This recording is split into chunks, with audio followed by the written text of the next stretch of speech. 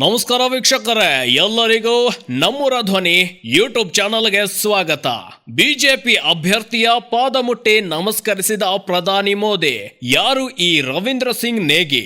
ಹೌದು, ಬರುವ ಫೆಬ್ರವರಿಯಲ್ಲಿ ದೆಹಲಿ ವಿಧಾನಸಭಾ ಚುನಾವಣೆ ನಡೆಯಲಿದ್ದು ಎಲ್ಲಾ ಪಕ್ಷಗಳಂತೆ ಬಿಜೆಪಿ ಕೂಡ ಚುನಾವಣಾ ಪ್ರಚಾರದಲ್ಲಿ ತೊಡಗಿಕೊಂಡಿದೆ. ಬಿಜೆಪಿ ಪರವಾಗಿ ಪ್ರಧಾನಿ ನರೇಂದ್ರ ಮೋದಿ ಬುಧವಾರ ದೆಹಲಿಯ ಕರವಾಲ್ ನಗರದಲ್ಲಿ ರ್ಯಾಲಿ ನಡೆಸಿದರು.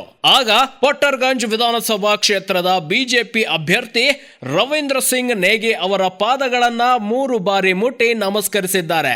ಮೊದಲು ರವೀಂದ್ರ ಸಿಂಗ್ ಅವರು ಪ್ರಧಾನಿ ಮೋದಿ ಪಾದಗಳನ್ನ ಮುಟ್ಟಿ ನಮಸ್ಕರಿಸಿದರು. ಮೋದಿ ಅದಕ್ಕೆ ಪ್ರತಿಯಾಗಿ ರವೀಂದ್ರ ಅವರಿಗೆ ನಮಸ್ಕರಿಸಿದರು. ಸದ್ಯ ಈ ವಿಡಿಯೋ ಸಾಮಾಜಿಕ ಜಾಲತಾಣದಲ್ಲಿ ವೈರಲ್ ಆಗುತ್ತಿದೆ. ಈಗ ರವೀಂದ್ರ ನೇಗಿ ಯಾರು ಎಂಬ ಪ್ರಶ್ನೆ ಕಾಡುತ್ತಿದೆ.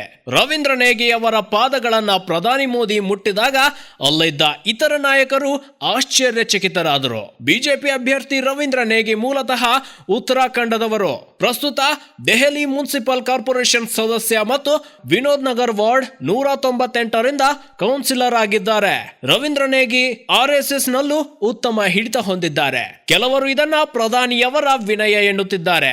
ಇನ್ನು ಕೆಲವರು ಇದೆಲ್ಲ ಚುನಾವಣೆಯ ಗಿಮಿಕ್ಸ್ ಕಣ್ರಿ, ಇಲೆಕ್ಷನ್ಗಾಗಿ ಮಾಡುತ್ತಿರುವ ಪ್ರಚಾರ ಕಣ್ರಿ ಅಂತ ಹೇಳಿದ್ದಾರೆ.